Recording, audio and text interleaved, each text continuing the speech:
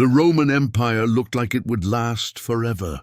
It ruled land from 3 continents, crushed every enemy that challenged it, and built cities that seemed impossible for the ancient world. For centuries, Rome was the definition of power, a giant that no other kingdom could match. It had wealth, armies, and influence beyond imagination. But today, it isn't a superpower. It isn't even a country. It is only ruins, broken statues, and stories carved into stone. This unstoppable empire may look eternal in our history books, but it's not what you think, because behind its glory was a weakness no one noticed until it was too late. So what really caused Rome to fall? Most people believe it collapsed because of invading armies, or because it was stretched across too much land, or because of one bad ruler who ruined everything. But if that were true, Rome would have collapsed long before it reached its peak, and it never would have recovered from its early crises. The truth is much deeper. The greatest danger did not come from outside enemies, it came from inside. Rome did not just lose a war. It slowly lost its balance, its unity, and finally, the one thing that held the empire together. Because when an empire stops fixing its own cracks, the collapse is only a matter of time. Rome was not always an empire. In the beginning, it was a republic ruled by elected officials and guided by a strict system of laws. The Romans believed this was the best way to prevent any one man from holding too much power. For a long time, the system worked, and Rome grew stronger through alliances, trade, and careful expansion. But success brought ambition, and ambition brought conflict. Powerful generals began rising above the laws that once limited them, and one of these men changed Rome forever. Julius Caesar. He was a skilled commander who won the loyalty of his soldiers and the admiration of the public. When he returned from his campaigns, people treated him like a hero, and soon he had more influence than the Senate itself. Many feared he would never give up his authority, and they believed the only way to save the Republic was to remove him. His assassination was meant to protect democracy, but instead it shattered the government. After Caesar's death, Rome fell into chaos. Rival warlords fought for control, and years of civil war followed. In the end, the man who emerged victorious was Caesar's adopted son, Octavian, later known as Augustus. He promised stability, peace, and unity at a time when people were desperate for order. The Senate rewarded him with lifelong power, hoping he would rebuild Rome. What they did not realize was that this decision officially ended the Republic and created a new system, the Roman Empire. Augustus ruled with absolute authority, and his success made people accept this new kind of rule. The age of emperors had begun, and with it came a hunger for expansion unlike anything Rome had seen before. It started as a solution to civil war, but it planted the first seeds of a future no one yet understood. When power rests in the hands of one leader, everything depends on whether that leader is wise or reckless. Under Augustus and the emperors who followed him, Rome entered its golden age. The empire expanded across Europe, North Africa, and the Middle East, taking control of trade routes, farmland, and rich cities. Roads tied the provinces together, soldiers guarded the borders. And for almost 200 years, most citizens lived under what historians later called the Pax Romana, or Roman peace. To the outside world, it looked indestructible, a perfect machine held together by law, order, and military strength. But the bigger Rome grew, the harder it became to manage. Each new province meant more taxes to collect, more armies to supply, and more officials who had to be trusted to govern far from the capital. The emperor stood at the center of everything, yet no single ruler could truly oversee such a wide empire. Beneath the calm surface, pressure was slowly building. Different cultures, languages, and religions existed inside Rome's borders, and the government tried to force unity by controlling worship and tradition.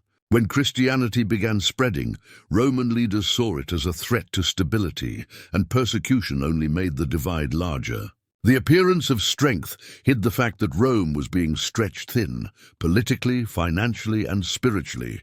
And when the wrong leader finally came to power, the cracks began to show. The young Emperor Commodus cared more about fame than duty, more about spectacle than statecraft, and his reckless rule shattered the illusion of unity. What looked like a powerful, stable empire was actually resting on unstable ground, and no one realized how fragile it had become until it was already too late.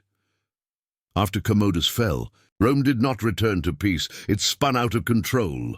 Weak rulers rose and fell in quick succession, each one trying to secure power while rivals plotted to take it from them. Civil wars became common, and soon the empire was no longer united in purpose. Provinces that had once depended on Rome began to wonder why they should stay loyal to a government that could not control itself. One region in the west formed the Gallic Empire, ruling much of modern-day France and Britain, while another breakaway state, the Palmyrene Empire, rose in the east under Queen Zenobia. For the first time, Rome was watching its empire pull apart from inside, piece by piece. A few strong leaders managed to bring the pieces back together, but their victories came with a cost. Emperor Aurelian reconquered the breakaway states and restored Roman pride, yet the unity he rebuilt was fragile. After him, Diocletian tried a new approach by dividing the work of ruling between multiple emperors, hoping shared power would prevent chaos. Later, Constantine added new reforms and strengthened the empire again, even founding a new eastern capital that would become Constantinople. On the surface, it looked like Rome had saved itself, but these fixes were like patches on a sinking ship. The water was still rising. The empire survived the crisis, but it never fully recovered the strength or unity it once had. The system looked healed, but the wounds underneath were still open. The real breaking point came when pressure from outside pushed Rome past what it could handle. The Huns swept into Eastern Europe, forcing other tribes like the Goths to flee into Roman lands for safety. At first, this could have been an opportunity. Rome could have welcomed them as allies, recruited them into the army, and strengthened its borders. Instead, corrupt officials abused them, starved them, and treated them like enemies. The Goths soon rebelled, and the empire suddenly found itself fighting a war inside its own territory. At the same time, other tribes followed the same path across the borders, bringing constant conflict to regions Rome once believed were secure. While foreign pressure grew, Rome's internal structure was falling apart. The government was slow, divided, and unable to coordinate a proper defense. The army, once the pride of the empire, was now filled with mercenaries who had little loyalty to Rome and even less motivation to protect it. Commanders fought for personal gain, not for duty, and provinces were left to defend themselves. With every defeat, confidence in the empire faded, and the gap between the rulers and the people widened. Rome was not destroyed by one giant invasion. It was worn down by 1,000 smaller blows until it no longer had the strength to recover. The enemy at the gates was dangerous, but the enemy inside the walls was even worse. The final step came quietly, not with a dramatic last stand, but with a simple transfer of power. In 476 CE, a Germanic leader named Odoacer marched into Italy and deposed the teenage emperor Romulus Augustulus. There was no great battle, no heroic resistance, and no grand farewell. The emperor was spared, sent away into a comfortable exile, and Odoacer declared himself ruler of Italy. For ordinary people, life continued much the same, but the symbol of Roman rule was gone. The empire that once seemed eternal had ended not with fire and glory, but with a signature and a surrender.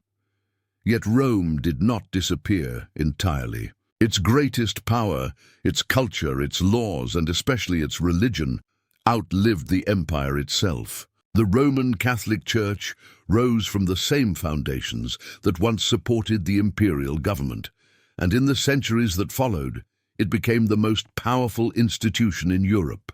Kings rose and fell, but the Church remained, shaping politics, education, and belief across the continent. In a way, Rome never fully died. Its soldiers were gone, its emperors were gone, but its ideas continued ruling from the shadows. The empire lost its throne, yet its spirit survived, carried not by armies, but by faith and memory. In the end, Rome did not fall because it was weak. It fell because it reacted badly when strength mattered most. The crisis with the Goths was the turning point that exposed everything the empire had been ignoring for years. A wiser government could have turned those refugees into allies, soldiers and citizens. But greed and pride pushed them away. By mistreating the very people who could have defended its borders, Rome created its own future enemies. The empire was not destroyed overnight by invasion. It was slowly undone by poor decisions, broken leadership, and a failure to adapt. This was the one fatal mistake. Rome believed its name alone was enough to command loyalty, even when it no longer earned it. Instead of renewing its foundation, it tried to hold power with fear and tradition, hoping things would fix themselves. But no empire survives on momentum forever. When the final test came, Rome discovered that its greatest danger had never been the Goths or the Huns or any army outside its walls. It was the blindness of its own rulers. Empires do not fall simply because enemies arrive. They fall when they no longer know how to survive.